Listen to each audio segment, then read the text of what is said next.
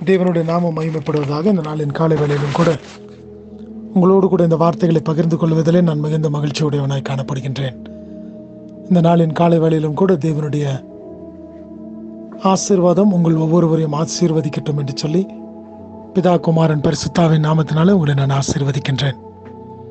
இந்த நாளுக்குள்ளாய் நானும் நீங்களும் பிரவேசித்திருக்கும் பொழுது கர்த்தர் நல்லவர் என்பதை ருசித்து பார்த்தபடியினாலே அவர் மேல் நம்பிக்கையா இருக்கிற மனுஷன் பாக்கியவான் என்று சொல்லி வேதத்தில் நாம் பார்க்கிற விதமாய் நானும் நீங்களும் கர்த்தர் நல்லவராக இருக்கிறார் என்பதை ருசித்து பார்த்தபடியினாலே அவர் மேல் நம்பிக்கையா இருக்கின்றபடியினாலே மறுபடியும் கூட ஒரு புதிய நாளின் காலை வேளையை காணும்படியாக தேவன் உங்களுக்கும் எனக்கும் ஜீவனையும் சுகத்தையும் பலத்தையும் கொடுத்திருக்கின்றார்.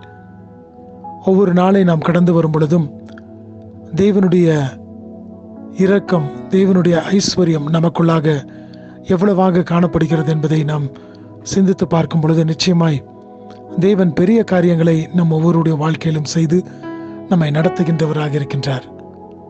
ஆம், எனக்கு பிரியமான தேவ ஜனமே, இந்த நாளின் காலை வேளை துவங்கி இருக்கும் பொழுது கூட நானும் நீங்களும் அநேக காரியங்களுக்குள்ளாய் பிரவேசிக்க வேண்டிய ஒரு நேரத்திற்குள்ளாக நாம் கடந்து வருகின்றோம். இந்த நாளின் காலை வேளை துவங்கி இருக்கும் பொழுது நம்முடைய சரீரத்தில் வேண்டிய நல்ல சுக பலன் ஜீவன் எல்லாவற்றையும் தேவன் தந்திருக்கின்றார். இந்த நாளிலும் கூட அப்படியாகவே நம்மை வழிநடத்தப் போகின்றார். அப்படி என்று சொன்னால் அவருடைய கரங்களுக்குள்ளாய் நம்மை ஒப்புக் கொடுக்கும் பொழுது அவருடைய வழிகள் நம்முடைய எண்ணங்களை காட்டிலும் நம்முடைய வழிகளை காட்டிலும் அவைகள் உயர்ந்தவைகளாய் காணப்படுகின்றபடியினாலே அவர் நம்மை அப்படிப்பட்ட விதத்தில் நடத்த அவர் போதுமானவராக இருக்கின்றார்.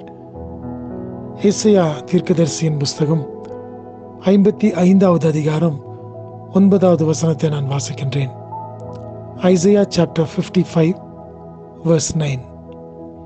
பூமியை பார்க்கிலும் வானங்கள் எப்படி உயர்ந்திருக்கிறதோ அப்படியே உங்கள் வழிகளை பார்க்கிலும் என் வழிகளும் உங்கள் நினைவுகளை பார்க்கிலும் என் நினைவுகளும் உயர்ந்திருக்கிறது. ஆம், எனக்கு பிரியமான தேவ ஜனமே, இப்படிப்பட்ட ஒரு உன்னதமான ஒரு நிலைமையை தானே தேவன் நமக்கு தந்திருக்கின்றார்.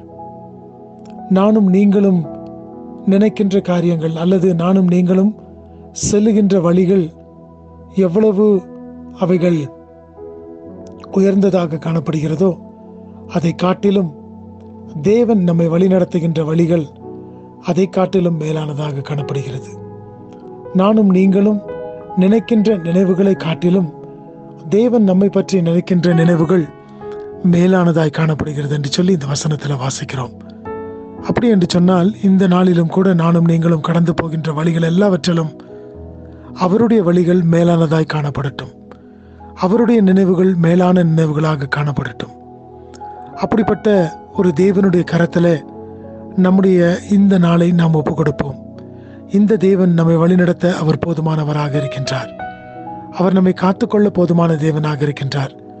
நாம் கடந்து போகின்ற பாதைகள் எல்லாவற்றிலும் அவர் நம்மோடு கூட வந்து நம்மை வழிநடத்தி நம்மை தப்புவித்து மறுபடியும் கூட நாம் சாயந்தர வேளையை காணும்படியாக, இரவு வேளையை காணும்படியாக தேவன் நமக்கு கிருபை பாராட்டுகின்றார். ஒவ்வொரு நாளையும் நாம் இப்படியாக கடந்து வரும் பொழுது அவருடைய கரம் நம்மோடு கூட இருந்து நம்மை வழிநடத்தவில்லை என்று சொன்னால் அது உதவாத அல்லது அந்த நாள் முழுவதும் அது பிரயோஜனமற்ற நாளாக காணப்படும். ஆனால் தேவன் நம்மை வழிநடத்துகின்ற வழிகளிலே நாம் கடந்து போவோம் என்று சொன்னால் அது ஆசீர்வாதத்தின் வழியாக காணப்படும். ஆகினால் இந்த நாளிலும் கூட தேவன் நம்மை வழிநடத்துகின்ற வழிகளிலே நாம் கடந்து செல்லுவோம். அவர் நம்மை நினைத்திருக்கின்ற நினைவுகள் பெரியதாய் காணப்படுகிறது. ஆகினாலே இந்த நாள் முழுவதுமாய் அவர் நம்மை வழிநடத்தட்டும். அவருடைய நினைவுகள் அவர் எப்படி நினைக்கின்றாரோ அந்த வழிகளிலே நானும் நீங்களும் கடந்து செல்லுவோம்.